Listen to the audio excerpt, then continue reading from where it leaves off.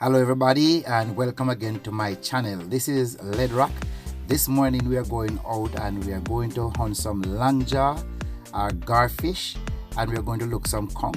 But before we go for that, we have to enjoy some of the early morning scenery that we normally experience before we leave. This is the White House Fishing Beach in Montego Bay, just behind the airport below Sandals, Montego Bay. And this is what we experience every morning before we go out. We see nature at its best. These are pelican. You have some of them still in the trees, not up as yet, and this one is in the water already hunting for food. This when I was filming this, it reminded me of the Bob Marley song, "Rise Up This Morning and Smile at the Rising Sun." And these birds are not small anyway, they have grown. So these birds are big. They are not 2 anyway, they are about 8. They're still in their nests, are in their nesting area, because they're hatchling right in that area also.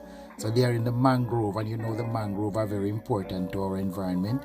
For the coastal area, the root is what protect the shoreline from erosion, and of course the leaves extract the carbon dioxide from the atmosphere and produce or reproduce oxygen for us to breathe. So they are protected under the law, so we don't cut them down for anything whatsoever. And it's important to have them because it keeps a balance within the ecosystem, because also the roots in the water, the mangled roots in the water, is a safe haven for fish to breathe. So as we go for conch, see one is at the bottom right here. This one, you don't find them like that. Actually, I pick up this one and place it in this position just to get a beautiful photograph. This is how you'll find them, in the sandy patch. And if you notice that one, you'll have to look very carefully to see that something is there, because this area is heavily silted. A lot of what you would call runoff from the coastline, so it's really dirt, mostly dirt than sand. So as I pick it up, you'll see the turbidity or the dust starts stirring up. However, today is a beautiful day. The visibility, you can look from 100 feet to about 120 feet on this particular day while we were diving. Now this dive took place within the legal time frame for picking up conch. The captain of the boat was having his birthday, and he said he wanted about 5 of them. So he asked me to pick them up for him. So here's another one. They bury themselves in the sand. They live in the sand. They feed on the sand. So when you're looking, you have to, sometimes the way you get to see them is because there is a little, lump or some spike you see sticking up in the sand. Then you know what is there. You just have to know what to look for. So from the 21st of August last year to the 1st of March this year, there was a ban on harvesting of the conch. That was also a period, the high period when they would breed, and therefore we do not remove them from the water during that time. Also, outside of that, it allows the stock to replenish for the smaller ones to grow a lot bigger. So if you notice in this area, they are almost at their maximum size. Now, even though it's March and it's at the peak breeding season, here we have 2 of them mating. Now the one that I'm going to roll over just for you to see, that's the male, and the other one is the female. Now you're going to look carefully as I roll it over. You'll see the male pizzle, or the penis. You'll see it sticking out there, right? See, it went back in, and the female pull in her vent.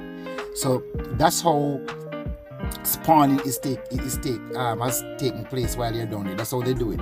Now, this female, even though it is in the time to harvest them, I will not remove her, because I now see that she's a mating female, and a mating female also is a breeding female, which will contribute to the growth of the stock. You will have more conch. So I leave that one. As a matter of fact, there are 3 of them that are going to be left, because all we are going to take today is 5 for the captain. And so that male and that female, they were not harvested. They were left in that area to continue with their exercise that I disturb them. I only disturb them for one purpose, for you just to see what is happening there. So as we go dive in, this is the queen conch. It is one that most people use for their table. They will eat this one.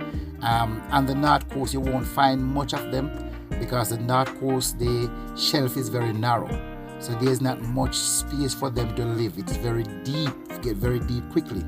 However, on the south coast you'll find more of them, because around there, even 32 miles out of sea, you have to be careful or else you'll hit the reef. And the north coast, just about half mile out, and you're in the Cayman Trench in most of the area.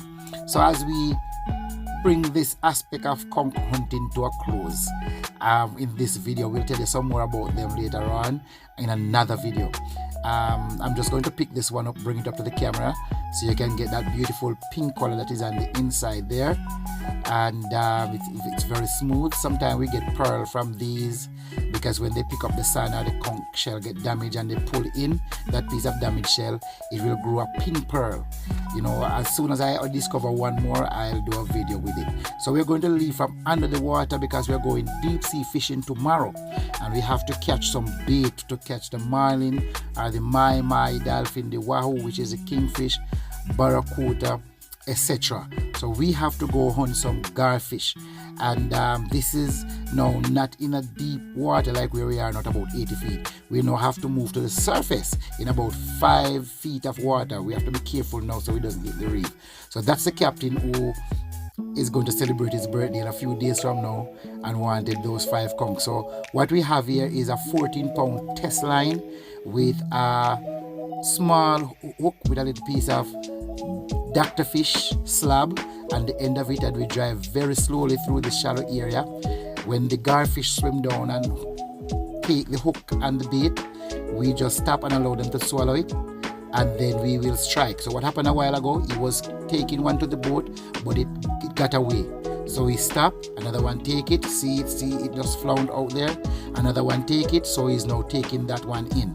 But what happened now, this one, because the line is not a very, it's not a 20-pound test, it's a 14-pound test. You have to be very careful. Even though these fish doesn't weigh more than about a pound, they will pull stronger than 14 pounds and break the line. So you'll see what it look like. We will use those fish as bait to catch the bigger one when we go out. So here again, we won't take more than about 5 of them, because we believe in conservation. We don't believe that we should overfish or take more than that which we need. So we only take what we need, and we only need about 5 of them today. So this one is at the side of the boat, and he's very careful now. And if you notice, that's an elk horn coral. Later on in another video, we'll go snorkeling, feed some fish, and do an introduction there and allow you to see what they are. So here it is on the side of the boat, right? You just bend over and pick it up. So that's a garfish or a longjaw. Have some very sharp tooth, so you have to be careful. If you notice now, he's taking the hook from the gill and not from the mouth, because it have some very sharp tooth, and they can inflict some serious wound to your finger or to just the lower part of the body. And because of the hook has gone all the way down to the stomach, it is easier to get it from the gill than from the mouth. So we got one. However, that one, I think that one we are going to eat that one, because it's a little bit too big. So another one is on the line, I think. So let's hope, let's see what's happening. What happened? And he is still pulling them in. And my friends, as you watch this channel, don't forget to like and subscribe, to share these videos, press the notification bell, so each time we upload a new video, you will be notified so you can watch and enjoy.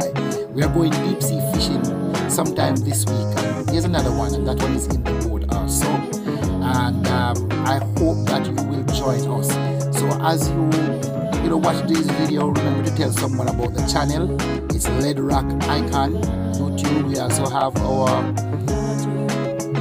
Facebook and Instagram page. There is a link below where you can go to the Instagram page.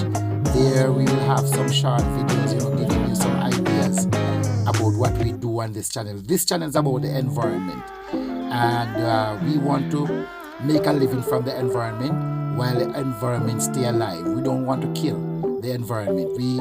This is where we make our source of living. So we fish responsibly. So as you continue to watch, we just want to say to you, thanks for watching us. Don't forget to like and don't forget to subscribe, share the video, press the notification bell, and also if you're over here watching and you have not yet subscribed, press on the subscribe button. And as we go, remember John 3 verse 17, that God wants to save you. He doesn't want to condemn you. So as you watch, enjoy as we work together.